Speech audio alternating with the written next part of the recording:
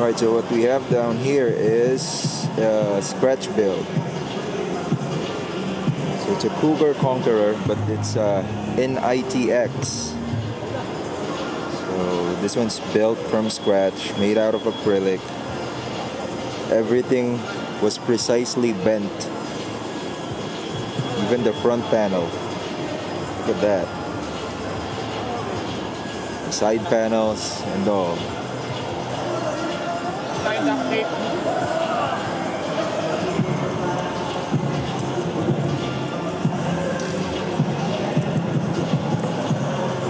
It's also custom water cooled with some ASUS hardware, Thermaltake water cooling down there with the D5 pump, and dual helix reservoirs.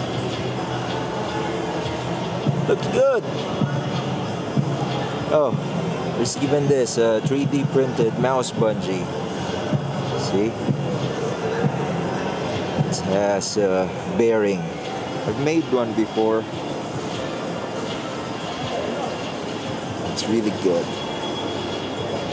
Cable management is also up there, wherever that is, but that looks good. It has this cable combs.